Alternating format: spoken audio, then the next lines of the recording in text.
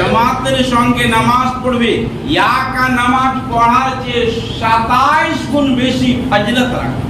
অর্থাৎ জামাতের নামাজ একা নামাজ পড়ার চেয়ে 27 গুণ বেশি ফজিলত অর্থাৎ নেকি রাখে।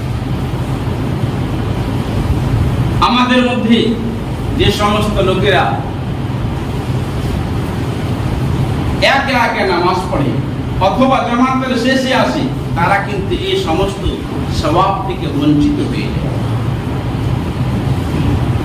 আলহামদুলিল্লাহ সুম্মা আলহামদুলিল্লাহ, নামাজীদের মধ্যে অনেকেই, বেশিরভাগটাই আমি বলবো, জামাতের নামাজের পাবন্দি করে। কিছু কিছু লোক আছে যারা একটু দেরি করে আসে। বিরাদরান ইসলাম, জামাত ছাড়লে গেলে কতটুকু কি হবে সে সম্পর্কে অসংখ্য হাদিস রয়েছে। তার মধ্যে আপনাদেরকে একটাই ইঙ্গিত করে বলি,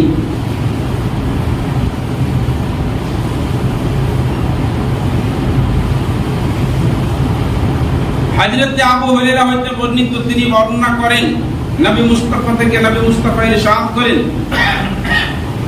যখন নামাজের জন্য আওয়াজ দেওয়া হবে, অর্থাৎ নামাজের জন্য যখন আজান দেওয়া হবে, আজানের ধ্বনি শোনার পরেও যারা মসজিদে প্রবেশ করবে না নামাজের জন্য, আমি তাদেরকে আগুনে জ্বালিয়ে দেব, তাদেরকে আগুনে জ্বালিয়ে দেব।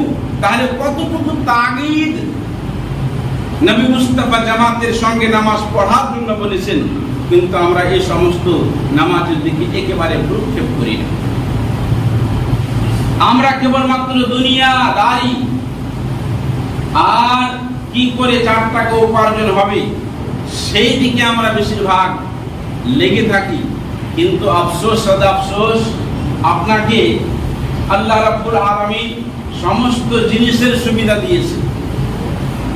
আপনি 5 ওয়াক্ত নামাজ পড়লে গেলে আপনার 24 ঘন্টা পার হবে না।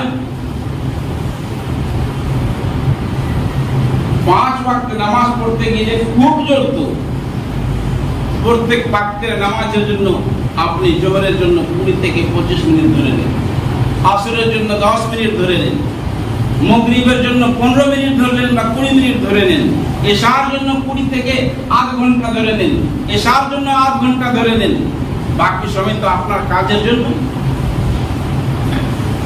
কিন্তু আমরা কি বলি, সময়, আমরা ব্যস্ত, কাজে ব্যস্ত।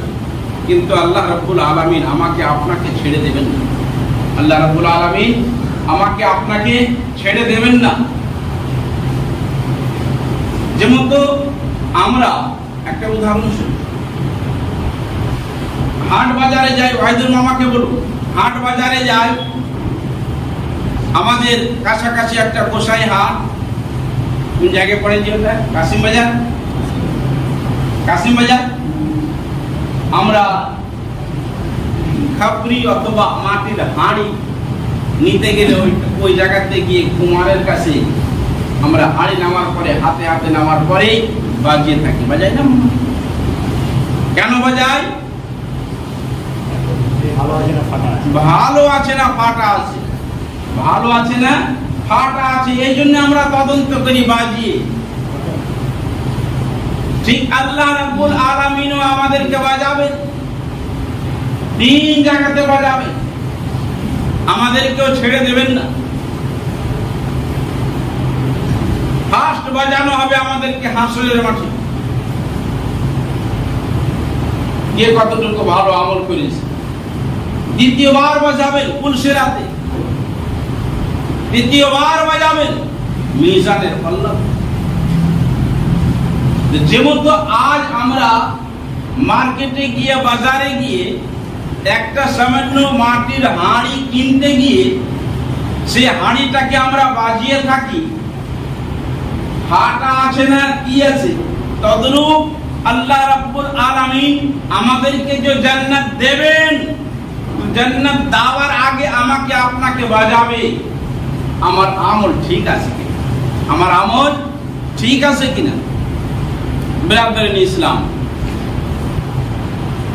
আল্লাহ রাব্বুল আলামিন আমাদের সকলকে যেন পাঁচওয়াক্ত নামাজের পাবন্দি করার তৌফিক দান করেন। বিরাদরান ইসলাম, আসুন জামাত বর্জনকারীর উদ্দেশ্যে নবী মুস্তাফা সুন্দর একখানা হাদিস আরো বলেছেন। অনেক সাহাবা থেকে এই হাদিসটা বর্ণিত। নবী মুস্তাফা সাল্লাল্লাহু আলাইহি ওয়াসাল্লাম এই হাদিসের ব্যাখ্যা করতে গিয়ে আরো বলেছেন, অন্য অন্য সাহাবা থেকে বর্ণিত, তিনারা বলেছেন যদি কোনো বান্দা আজানের ধ্বনি শুনতে পায় আর সে যদি জামাতে শামিল না হয় তাহলে তার নামাজই হলো না, তার নামাজই হলো না।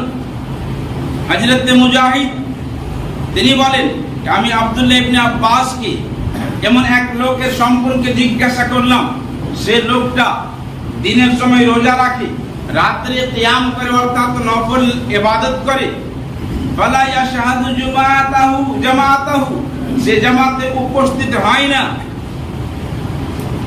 অথবা সে জুমাতেও উপস্থিত হয় না, জামাতেও উপস্থিত হয় না।